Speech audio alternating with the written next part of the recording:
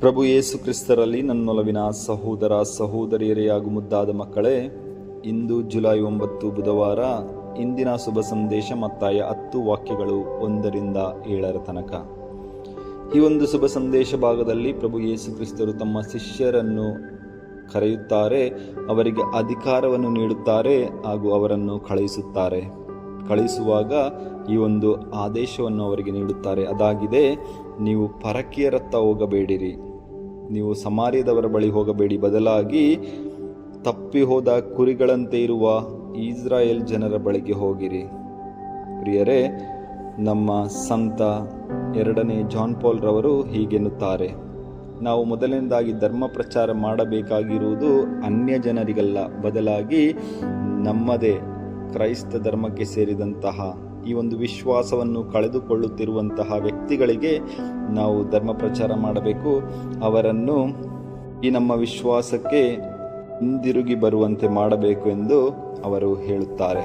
ಹೌದು ಪ್ರಿಯರೇ, ಇಂದು ನಾವು ನೋಡುತ್ತೇವೆ, ನಮ್ಮ ಕಥೋಲಿಕ ಧರ್ಮಸಭೆಯಲ್ಲಿ ಹಲವಾರು ವ್ಯಕ್ತಿಗಳು ವಿವಿಧ ಕಾರಣಗಳಿಂದ ಈ ವಿಶ್ವಾಸವನ್ನು ಕಳೆದುಕೊಂಡು ದೂರ ಸರಿಯುತ್ತಿದ್ದಾರೆ.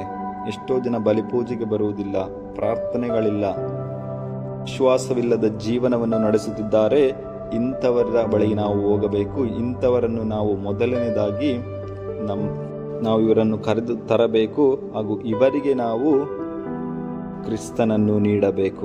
ನಮ್ಮ ಕುಟುಂಬದಲ್ಲೇ ಇರಬಹುದು, ಒಬ್ಬ ವ್ಯಕ್ತಿ ಪ್ರಭುವಿನಲ್ಲಿ ವಿಶ್ವಾಸವನ್ನು ಕಳೆದುಕೊಂಡಿರಬಹುದು, ನಮ್ಮ ಅಕ್ಕಪಕ್ಕದ ಮನೆಯವರೇ ಇರಬಹುದು, ನಮ್ಮ ಧರ್ಮ ಕೇಂದ್ರದಲ್ಲಿ ಒಬ್ಬ ವ್ಯಕ್ತಿ ಅಥವಾ ಒಂದು ಕುಟುಂಬ ಇರಬಹುದು, ಅಥವಾ ನಮಗೆ ತಿಳಿದಿರುವಂತಹ ನೆಂಟರಿಷ್ಟರೇ ಇರಬಹುದು.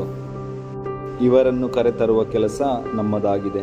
ಪ್ರಿಯರೇ, ಇಂದಿನ ಸವಾಲು ನಿಮಗೆ ತಿಳಿದಿರುವಂತಹ ಇಂತಹ ಒಬ್ಬ ವ್ಯಕ್ತಿಯನ್ನು ಅಥವಾ ಇಂತಹ ಒಂದು ಕುಟುಂಬವನ್ನು ಇವರೊಂದಿಗೆ ನೀವು ಮಾತನಾಡುವುದರ ಮೂಲಕ, ಅವರಿಗೆ ಕ್ರಿಸ್ತನ ಕುರಿತು ಮತ್ತೆ ನೀವು ಅವರಿಗೆ ಹೇಳುವುದರ ಮೂಲಕ ಪ್ರೀತಿಯಿಂದ ಅವರನ್ನು ಪುನಃ ನಾವು ಪ್ರಭುವಿನೆಡೆಗೆ ಸೆಳೆಯಬೇಕು.